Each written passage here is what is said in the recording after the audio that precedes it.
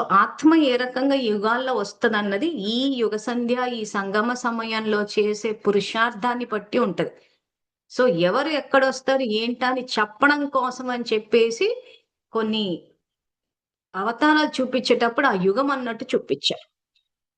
So, ఈ clarity చాలా అవసరము. ఇంకా కొంతమంది రాక్షసుల గురించి, ఇంకా రామాయణ, మహాభారతాల్లో నెక్స్ట్ ద్రౌపది గురించి అంటే ఇదే భగవద్గీతలో ఉన్న థియరీని ఏ రకంగా అయితే సీతని పెట్టి చూపిచ్చారో, అదే విధంగా ద్రౌపదిని పెట్టి చూపిచ్చారు. సో, ద్రౌపది అంటే ధ్రువపదాన్ని చేరిన ఆత్మ. అంటే ధ్రువ తారలు అంటారు చూసారా? అవి నిశ్చలంగుంటాయి.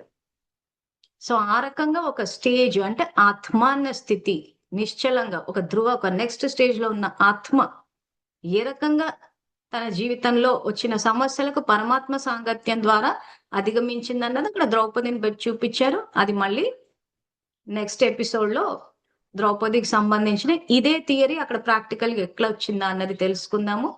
అంతవరకు మేము ఏవేవైతే సంకల్పాలు చెప్తున్నామో వాటిని అభ్యాసం చేయండి. తర్వాత ప్రాక్టికల్ కూడా తీసుకురండి. తర్వాత కొన్ని సందర్భాల్లో మధ్య మధ్యలో మాకు ఇతర సేవా కార్యక్రమాలు ఉన్నప్పుడు కొంత బ్రేక్ వచ్చినప్పుడు, కొంత గ్యాప్ వచ్చినప్పుడు చాలా మంది కొన్ని ఎపిసోడ్స్ ఇంకా చూడలేదు. సో, ఎపిసోడ్స్ అన్ని కంప్లీట్ చేయండి. ఎక్కడెక్కడ ఇంపార్టెంట్ పాయింట్స్ ఉన్నాయో, ఇదిగో ఫలానా 62 ఎపిసోడ్‌లో ఈరోజు మనము రావణాసురుడు అంటే ఏంటి అని వీటన్నిటి గురించి తెలుసుకున్నాం అని చెప్పి అక్కడ నోట్ చేసుకోండి. మీకప్పుడు చూడడం అన్నది ఈజీ అయిపోతది. సో, మళ్ళీ రేపు కలుద్దాము నెక్స్ట్ ఎపిసోడ్ తోటి. అంతవరకు థాంక్ యూ.